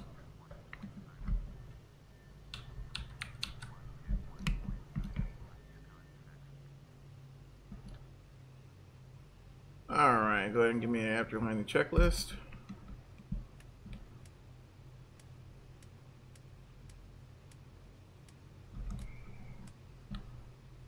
Wow, that was weird. Definitely not my cleanest, but it's a landing nonetheless, so I'll take it. Goodness gracious. There's a lot going on into this airport. It's like 8 different freaking runways. Now, I don't know if this is accurate. I don't have any aftermarket scenery for this or anything, but my gosh. I'll follow Firefly and Navmo on the other pilot. Yes, sir, it is. In fact, I'm waiting for... Heck, I don't even know where to stop this thing. I don't even see a freaking ramp, so we'll just stop right here. I'm waiting for Fly Somewhere or somebody to... Excuse me. Actually, I might take a Coronado or another plane. I don't want to, but waiting for Flight Somewhere. But one of those, I'll do a flight with the with either the 650 or the 750, and it'll be a full IFR flight using Victor Airways and Jetways and all that fun stuff. And it's super easy to do.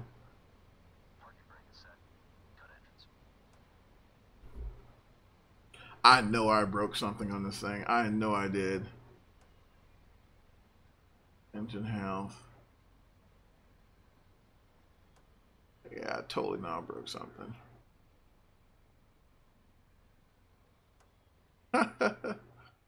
Yep, I broke something. Okay, no worries. We survived. That's all that matters. So, yeah, guys, like I said, I apologize. Not the cleanest. I just installed this thing today, so I still got lots of homework to do, but freaking fun airplane. I'm not gonna lie, it's a fun airplane. Handful to fly, lots of character, and will definitely keep you busy for a good minute. But yeah, Raul, I'll definitely got you covered, buddy. On the GTN, we'll run through a little tutorial on that. Probably next stream or so, and have some fun with it. Okay, so all right, guys, we made it. So we're gonna unload all this stuff here, and I'm gonna go and make sure go get a drink or something after that crazy landing, and you guys have an awesome rest of your evening. And if you have any questions, comments, concerns, feel free to post it on the comment section. And other than that, ladies and gentlemen, if you can't be good to yourselves, be good to each other, and we'll see you later.